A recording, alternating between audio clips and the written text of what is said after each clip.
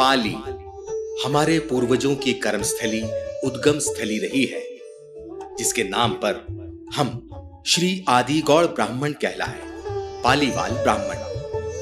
पाली हमारे समाज की आस्था का केंद्र है। पालीवाल ब्राह्मण चाहे भारतवर्ष में, विश्व में कहीं भी रहे हों, उनका उद्गम स्थल है। हमारी भावनाएं पालीवाल ब्राह्मण समाज की पाली से जुड़ी हुई है। पालीवाल ब्राह्मण ऋषियों के वंशज हैं और वैदिक काल से श्री आदिगौड़ ब्राह्मण के नाम से विख्यात हैं।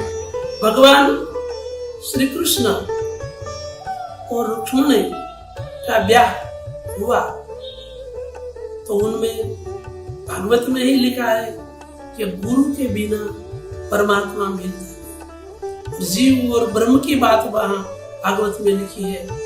तो रुक्मिणी और श्री कृष्ण के मिलन में सदगुरु रूप आदिगौड़ ब्राह्मण सुदेव नामक ब्राह्मण थे। तो सुदेव ब्राह्मण 7 श्लोक मां रुक्मिणी ने लिखा और भगवान श्री कृष्ण तक पहुंचाने के लिए सुदेव को सदगुरु मान के द्वारका भेजा और सुदेव जी द्वारका गए। भगवान श्री कृष्ण ने वो 7 श्लोक का स्वीकार किया, सुदेव जी का पूजन किया और सुदेव को साथ लेके रुक्मिणी का हरण किया। और आदिगौड़ सुदेव ब्राह्मण पर मां रुक्मिणी और कृष्ण दोनों प्रसन्न हुए। उन्होंने बोल दिया मांगो, मगर सुदेव ब्राह्मण ने कुछ मांगा नहीं। तो भगवान कृष्ण ने वरदान दे दिया कि कलयुग में भी आपके वंशज अकिंचन रूप से रहेंगे और सुखी और समृद्ध होंगे। श्री आदिगौड़ ब्राह्मणों का पालीवाल ब्राह्मण की उपमा पाने का इतिहास भी बड़ा रोचक है। 534 ईस्वी में सूर्यवंशी लक्ष्मण के वंशज मंडोर के पंवार राजाओं ने पालीवाल ब्राह्मणों को प्राचीन पंपावती अर्थात पाली ग्राम दान में दिया था। पाली ग्राम में रहने से श्री आदिगौड़ ब्राह्मण कहलाए, पालीवाल ब्राह्मण। पाली में रहते हुए पालीवाल ब्राह्मणों ने शिक्षा, सामाजिकता और व्यवसाय का वो तंत्र विकसित किया जो आज के आधुनिक युग में भी अनुकरणीय है। पाली ग्राम में बसने के बाद शिक्षा, गौपालन, खेती, व्यापार करते हुए पालीवाल ब्राह्मण सबसे प्रभावशाली समाज बना एवं पाली को समृद्धि और वैभव से परिपूर्ण किया।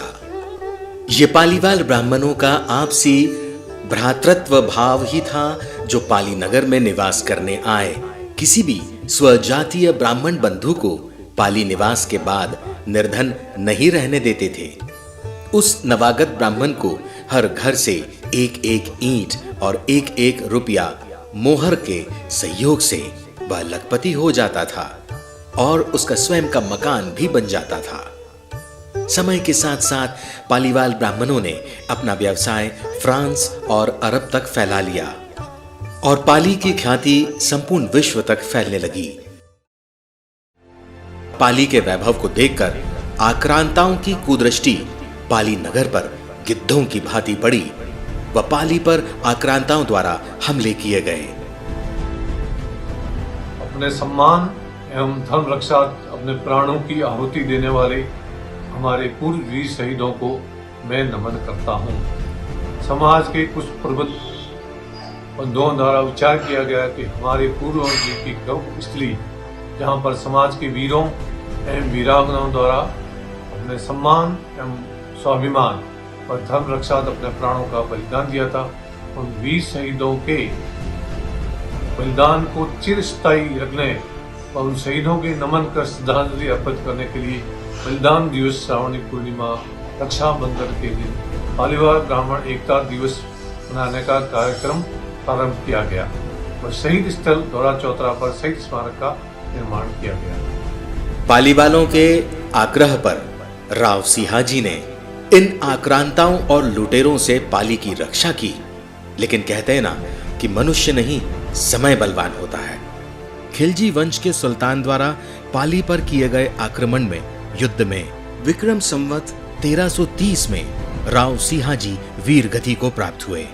लगभग विक्रम संवत 1347 के बाद हुए युद्ध में धर्म और जाति की रक्षा के लिए पालीवाल ब्राह्मणों ने भी आगे आकर आक्रांताओं से युद्ध किया, जिसमें हजारों ब्राह्मण शहीद हुए। कहते हैं कि युद्ध में शहीद हुए ब्राह्मणों की जनेऊ का वजन लगभग 9 मण का था और वीरांगनाओं के हाथी दांत के चूड़े का वजन 84 मण था, जो कि पाली स्थित जिस कुएं में जमींदोज किया गया वह पवित्र स्थल शहीद स्मारक धौला चौतरा के नाम से जाना जाने लगा। आक्रांताओं द्वारा तालाब में गौमांस इत्यादि फेंकवाकर पानी को अशुद्ध कर दिया गया, जिससे धर्म और स्वाभिमान की रक्षा के लिए पालीवाल ब्राह्मणों ने विक्रम संवत 1348 में रक्षाबंधन के दिन पाली से पलायन कर दिया। सदियों बीत गईं, लेकिन पालीवाल ब्राह्मण उस काले दिन को नहीं भूल पाए। आज भी रक्षाबंधन नहीं मनाते। इस दिन श्रावणी पूर्णिमा पर पूर्वजों को श्रद्धांजलि अर्पित करते हुए शहीदों को नमन करते हैं व तर्पण का कार्यक्रम किया जाता है।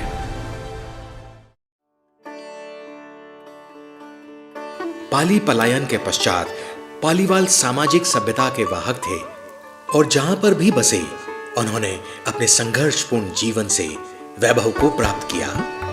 पालीवाल ब्राह्मणों के वैभव और संघर्ष की गाथा जैसलमेर रियासत के कुलधरा खाबा सहित 84 गांव में जाकर आज भी महसूस की जा सकती है, जहां पर भी उन्होंने स्वाभिमान के खातिर एक ही रात में 84 गांव खाली कर दिए थे। ये माता लक्ष्मी की अवतार माता रुक्मिणी देवी की ही कृपा है कि आज 21वीं सदी में पालीवाल ब्राह्मण समाज देश का एक उद्यमी समाज है, जो व्यापार सहित विभिन्न क्षेत्रों में अपनी सफलता के झंडे गाड़ रहा है। सितंबर 2013 में अखिल भारतीय पालीवाल ब्राह्मण संघ की जैसलमेर बैठक में पाली चलो का आह्वान किया गया। वह पूज्य सीताराम जी बापू व संतों के सानिध्य में समाज द्वारा 3 अगस्त से 10 अगस्त 2014 तक भागवत कथा का विशाल आयोजन समाज द्वारा किया गया। 2014 में पाली शहर में अखिल भारतीय पालीवाल ब्रह्म समाज द्वारा श्रीमद् भागवत कथा का आयोजन हुआ और बहुत भव्य और दिव्य आयोजन था। हर दिन 10,000 पालीवाल भाई बहने कथा सुनते थे और प्रसाद लेते थे। भागवत आचार्य श्री कन्हैयालाल जी पालीवाल प्रभु प्रेमी के मुखारविंद से 7 दिन तक हजारों समाज बंधुओं व मातृ शक्ति ने भागवत कथा का आनंद लिया। सामाजिक चिंतन में यह विचार समाज के मन में आया कि पालीवाल ब्राह्मण समाज की जन्मभूमि कर्मभूमि पाली में समाज का एक धाम हो, जहां पर आकर हर पालीवाल बंधु गर्व के साथ अपनी संस्कृति व इतिहास को महसूस कर सके व पूरे पालीवाल समाज को एक सूत्र में पिरोया जा सके।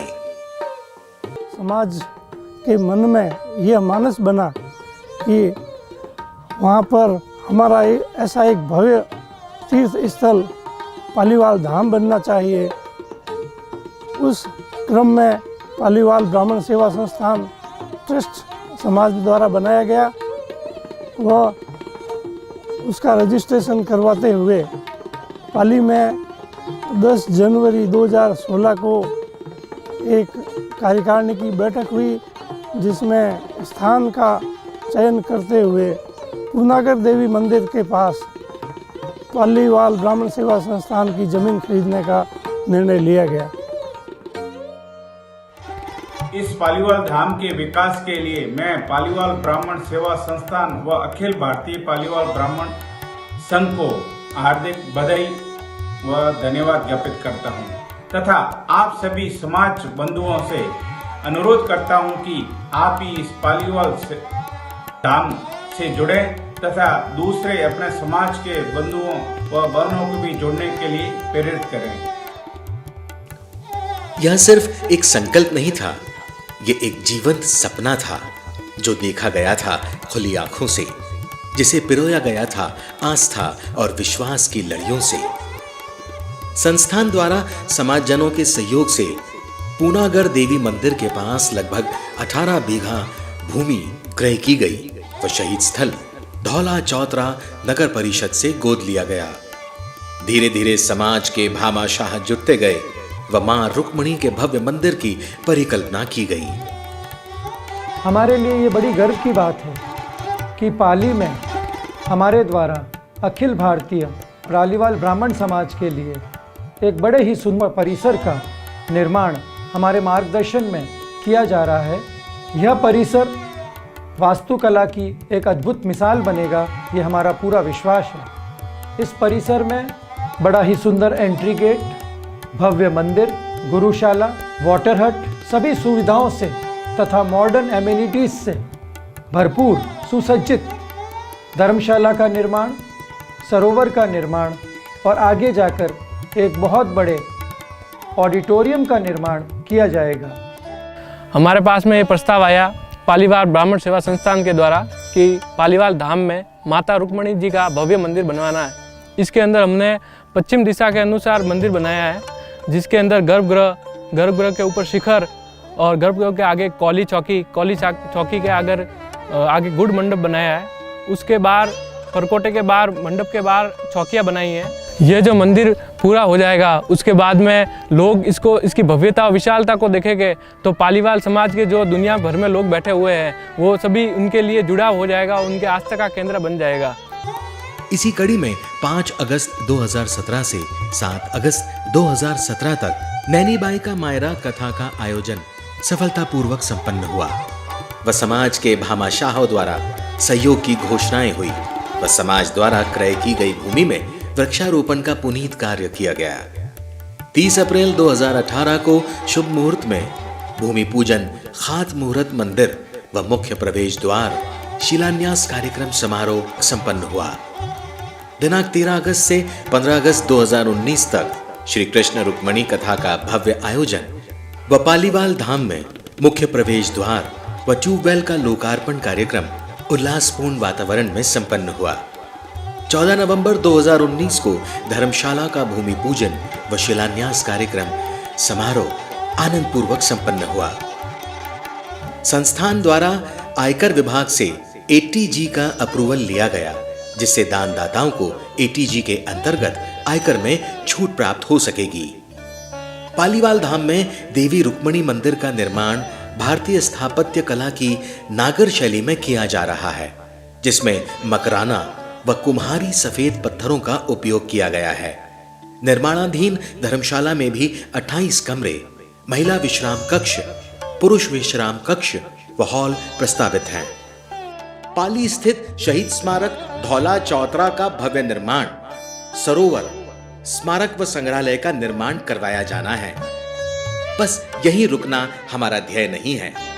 आगामी वर्षों में समाज के युवाओं के सर्वांगीण विकास को ध्यान में रखकर कौशल विकास केंद्र, कोचिंग सेंटर, विद्यालय, महाविद्यालय और उत्कृष्ट स्वास्थ्य सेवाओं के लिए सुविधा का निर्माण भी लक्ष्य पथ पर निर्धारित है। पालीवाल धाम एक धार्मिक स्थल ही नहीं बल्कि हमारी अस्मिता को अक्षुण्ण रखने वाला प्रेरणा बिंदु भी है, जो हमें सदैव समाज को उन्नति और धर्म के पथ पर अग्रसर रखने की ओर प्रेरित करेगा। यह समाज की बहुत बड़ी परियोजना रही है। हमने जो भी कार्य किए वो रिकॉर्ड टाइम में करने की कोशिश की, ताकि हम कम से कम कीमत में कर पाएं। आपने जैसे देखा होगा, मुख्य द्वार केवल 3 महीने में पूरा हुआ। मंदिर का लगभग 70% कार्य बहुत छोटे समय में हुआ। धर्मशाला का ग्राउंड फ्लोर आपके सामने तैयार है, जिसमें हॉल और 6 कमरे हैं।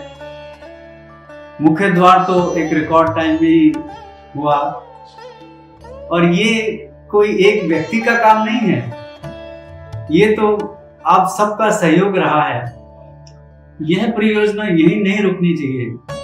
अभी जो हमें एकदम इमीडिएटली जो लेना है काम हाथ में, वो लेना है सरोवर का, और दूसरा हमें स्मारक का।